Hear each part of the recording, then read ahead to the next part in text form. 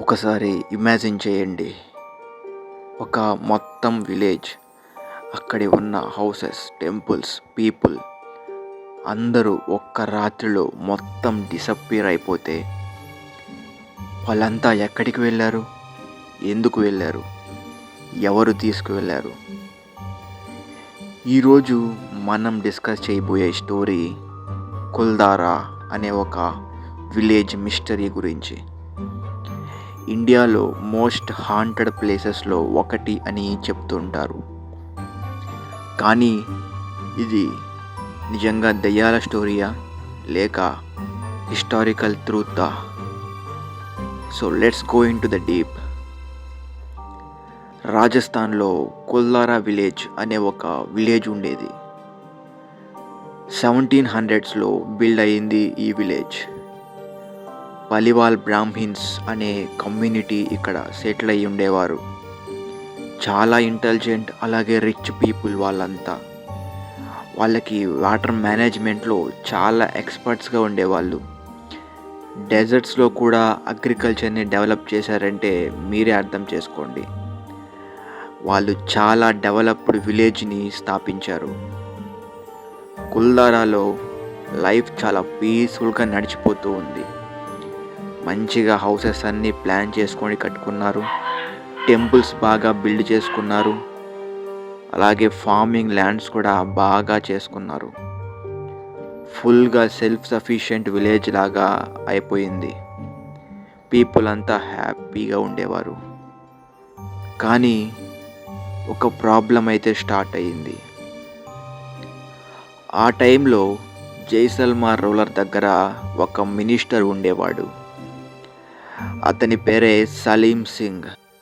అతను చాలా పవర్ఫుల్, అలాగే క్రూయల్గా కూడా ఉండేవాడు.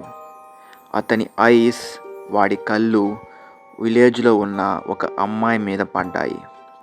అతను డిసైడ్ అయ్యాడు ఆ అమ్మాయి తనకి కావాలి అని. విలేజ్లోని పెద్దవాళ్ళని పిలిచి సలీం సింగ్ వాళ్ళందరికీ వార్నింగ్ ఇచ్చాడు. ఆ అమ్మాయిని తనకి ఇవ్వకపోతే కాన్సిక్వెన్సెస్ ఉంటాయి అని. విలేజ్ మొత్తం షాక్ అయిపోయింది. ఒక అమ్మాయి కోసం విలేజ్ మొత్తం లైఫ్ డేంజర్లో పడిపోయింది. విలేజ్ పెద్దవాళ్ళంతా మీటింగ్ పెట్టుకొని ఒక డెసిషన్ అయితే తీసుకున్నారు. మన డిగ్నిటీ మనకు ముఖ్యం, మన విలేజ్ని వదిలేస్తామని. ఒక రాత్రిలో ఆ విలేజ్లో ఉన్న 1500 మంది కంటే ఎక్కువ మనుషులు ఉండేవారు. వాళ్ళంతా సైలెంట్గా అక్కడి నుంచి మాయమైపోయారు.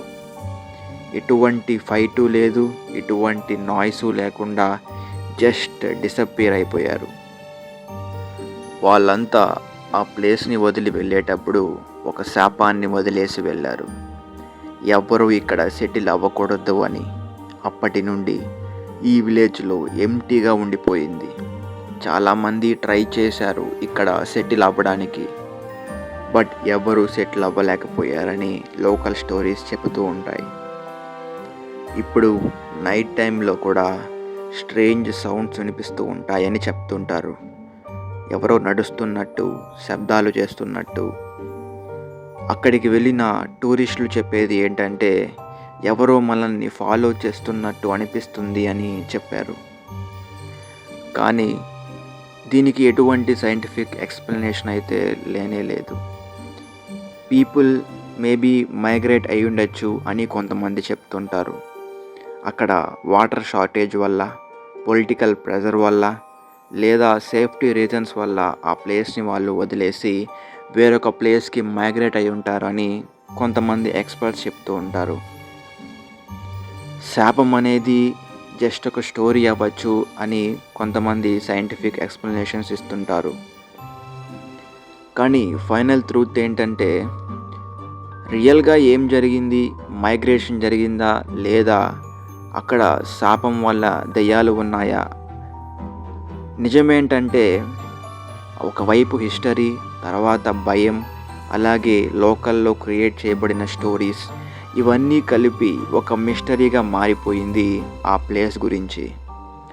సో నెక్స్ట్ టైం మీరు కూడా కుల్దారా గురించి విన్నప్పుడు జస్ట్ గోస్ట్ స్టోరీ అని ఇగ్నోర్ చేయకండి, ఫుల్గా కూడా నమ్మకండి. బికాస్ కొన్ని స్టోరీస్లో నిజం కొంచెం ఉండొచ్చు, మిస్టరీ ఎక్కువ ఉండొచ్చు. సో మీ ఒపీనియన్ ఏంటి? గోస్ట్స్ నిజంగా ఉన్నాయా, లేక హిస్టరీని ఒక అపోహలాగా చెప్పడమా? కామెంట్లో చెప్పండి. ఇంకా ఇలాంటి మిస్టరీ అండ్ రియల్ స్టోరీస్ కోసం సబ్స్క్రైబ్ చేయండి. బికాస్ అన్నోన్ స్టోరీస్లో చాలా డీప్ ట్రూత్ ఉంటుంది.